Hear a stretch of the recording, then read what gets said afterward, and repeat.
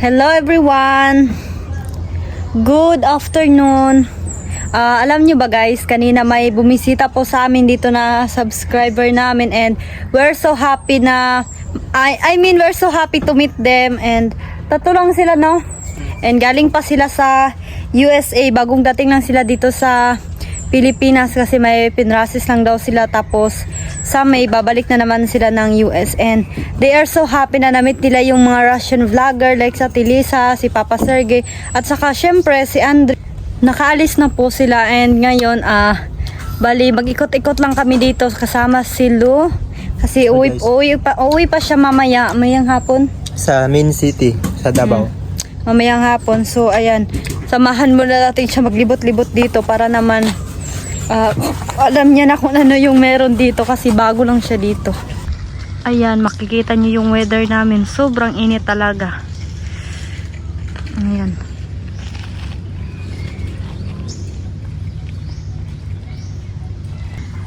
Masarap ba yung watermelon nila dito?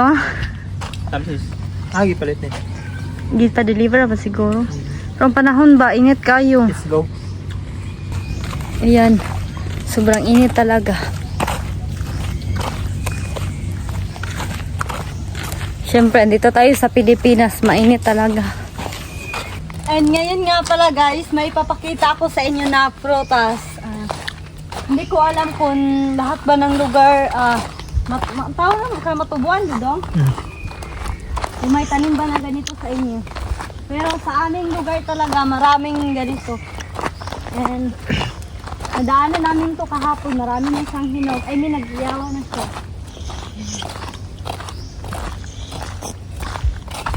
Ayan po. Alam niyo ba ng tawag nito guys? Ito po yung Pisa. tinatawag sa amin na pisa. And sa pagkakaalam ko, kasi doon sa amin, pag bago mo malaman na hinog na siya, pag na nalaglag. Kasi nung nag-aaral pa ako sa elementary, every time na dadaan po kami sa kapitbahay namin, binibigyan po kami nito and then sinasabi niya, oh tingnan nyo lang doon sa baba, baka may nalaglag. Ito siya. Ayan. Yellow na siya pero matigas pa.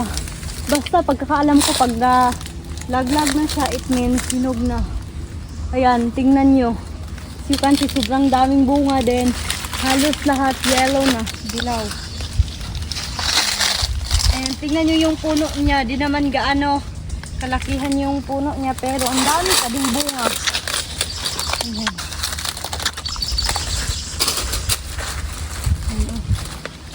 Hindi gaano malaki yung bunga niya pero madami. Pero yung iba naman medyo malaki. And then di rin gaano kataasan yung puno niya, like ganito.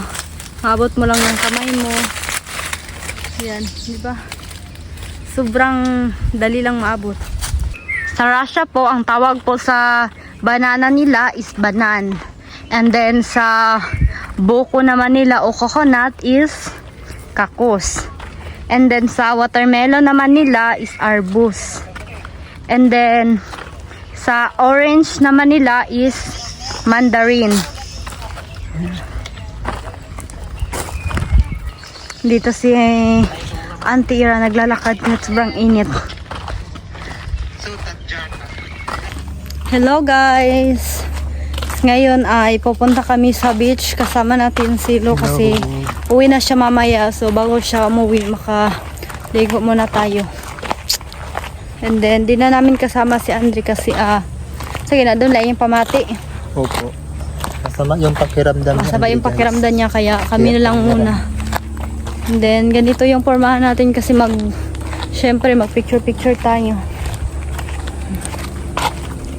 So ayan, nandito na kami sa highway and naglalakad lang kami kasi wala pang bao-bao na dumaan. Okay lang din naman kasi mas enjoy po yung paglalakad lalo kasama mo yung cousin mo and also presko din yung hangin dito. Ayan. Ito yung daan namin.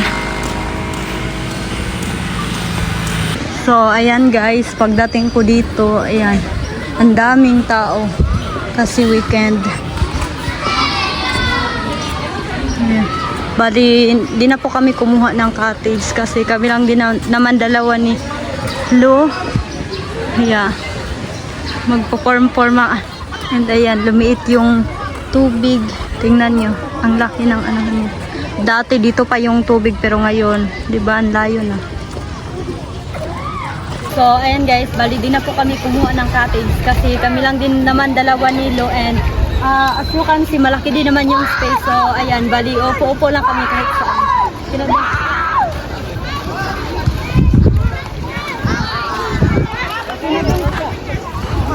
Ayan guys, finally maliligo na kami. Ayan.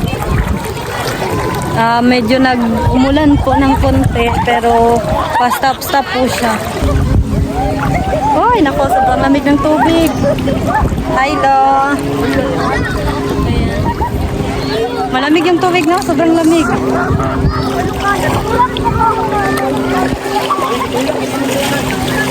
Ay, kalamig. Go na.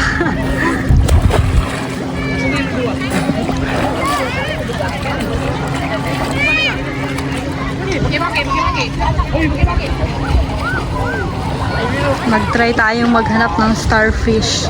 Kasi doon sa kabila may nakita silang starfish. Yan, tingnan niyo yung tubig, sobrang linaw. Ayan guys, sobrang lamig ng tubig. So far, malamig talaga. And then malakas-lakas din yung hangin. Sinabayan ng hangin, mas lumamig pa talaga siya. Sobrang ganda ng beach dito sa Samal guys. Sobrang linaw, lalo na dito sa Kaputian. Sobrang linaw ng dagat dito. Ma-enjoy mo talaga. And sobrang dami ding mga dayuhan na pumunta dito kasi syempre pag maganda yung place, marami talagang mga turista na pupunta, mga dayuhan. Ay! Tina? Ayan guys, tapos na po kaming maligo and now uwi na kami. Sasakay lang po kami ng bao-bao. Kamusta ka, Lo? Sobrang lalim, no? Alos maubusan ka talaga ng ginhawa pag masalom ka dong. Pag langoy ka sa ilalom, doon yung hangin, hindi mo mabot. Ayan guys, sobrang init pa din. And dadaan na kami ng 7-Eleven, bibili ng mga pwedeng kainin kasi medyo gutom na din kasi kahit isang pagkain wala kaming dinala. Kasi nung pagpunta pa lang kami dito kanina, di pa naman kami gutom.